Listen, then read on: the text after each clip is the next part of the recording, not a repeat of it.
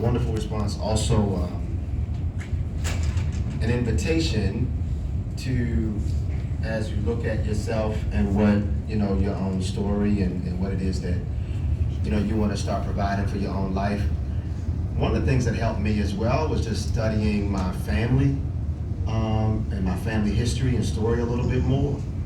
And for a long time, I had been saying, as I grew up, I was just saying, yeah, we're a family of preachers, teachers, and musicians. Until I started doing more work on my family tree and pulling up older records. In those older records, I found census records that do not list preacher, teacher, or musician, but rather list farmer.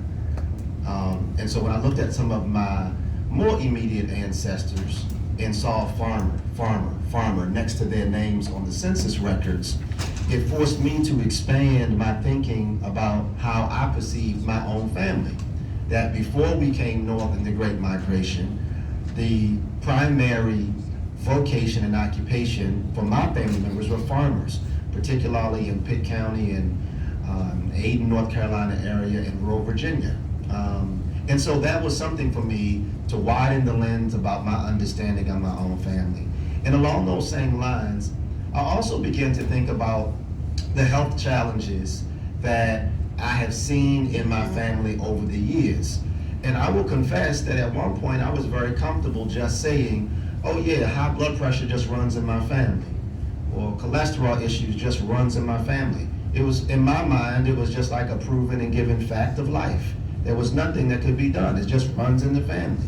Until I started to study and learn as well, that wait a minute, similar to Eric helping us to think about what food really means, I started to think also just about, wait a minute, I could just point at the diabetes, I could just point at the high blood pressure, etc., as just their individual health challenges, or I could look at it as part of the intended and designed outputs of a racist system that has never prioritized the health and well-being of black people in this country.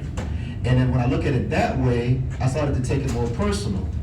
Because now I'm like, wait a minute, y'all coming from my grandmother, my uncle, my aunt, you coming from my people, right? And if you grew up like I grew up, there was some really bright lines around, even if you're joking with people, there's a bright line like, wait a minute, don't talk about his mama, yo.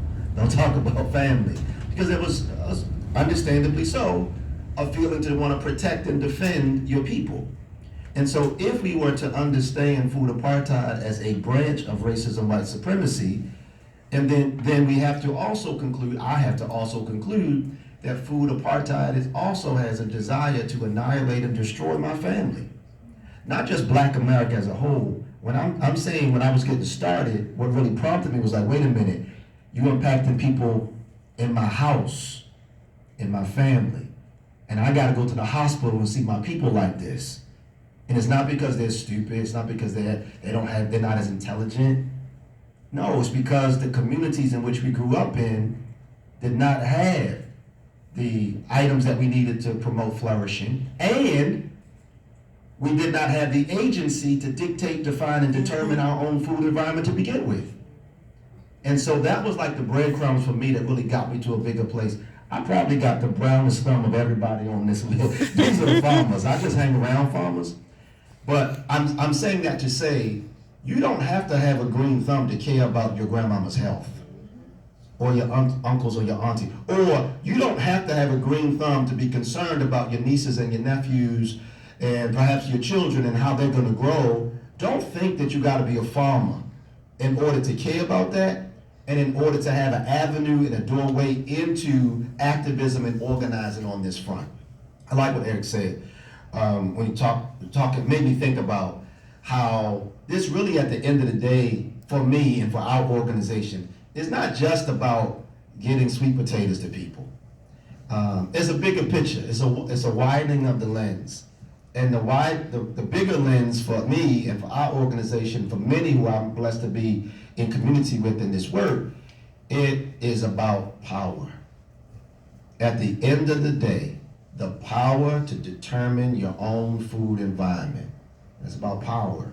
And food is a powerful runway into having more power over your food environment and other aspects of your reality too. But my view and feeling is, if we can realize and figure that out around food, what else can we figure out? It's going to be a domino effect, because once we prove to ourselves that we can do it with food, then we'll say, well, what about childcare? Instead of us trying to figure that out one-on-one, why don't we have that same type of collectivist mentality around childcare? And then they'll go to education, and then they go to health, and then you see how it gets bigger and bigger and bigger? But, if you can get it around food, then the stuff right in front of you and your own family can help you get started as well.